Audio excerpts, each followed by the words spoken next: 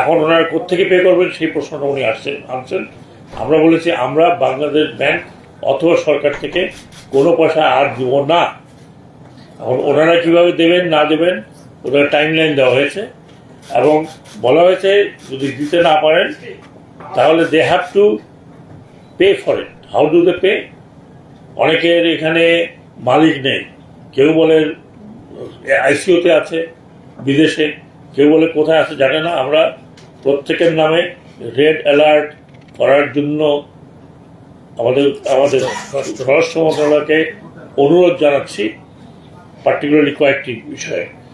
দ্বিতীয়ত হচ্ছে আগামীকাল পরবর্তী পর্যায়ে 28 তারিখ এইসব ফ্যাক্টরির ব্যাংকের সাথে বসে দেখতে হবে যে তাদের কি লায়াবিলিটি আছে, কি অ্যাসেট আছে, এবং সেই ব্যাংক তাদের লায়াবিলিটি থেকে যদি অ্যাসেট বেশি থাকে সেখান থেকে তারা টাকা তাদেরকে দিতে পারে কি না।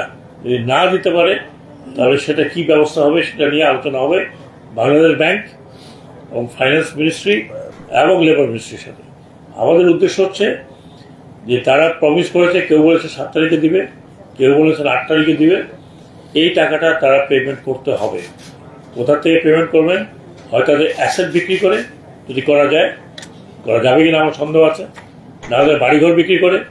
সেটার জন্য একটি গার্মেন্টকে বলা আছে তার মালিক নেই দেশে, তার কাছ থেকে যোগাযোগ আছে, তার কাছ থেকে পাওয়ার অফ অ্যাটর্নি নিয়ে আসছে বিক্রি করার জন্য।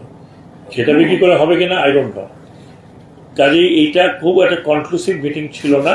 এখানে যে কয়েকটি সিদ্ধান্ত নেওয়া আছে সেই সিদ্ধান্ত একটা হচ্ছে যে পার্টিকুলার ব্যাংকের সাথে বসে দেখতে হবে ওনারা যে স্টেটমেন্ট দিচ্ছেন আর ব্যাংক যে স্টেটমেন্ট দিচ্ছে সেটা ঠিক আছে কিনা, 1 নম্বর।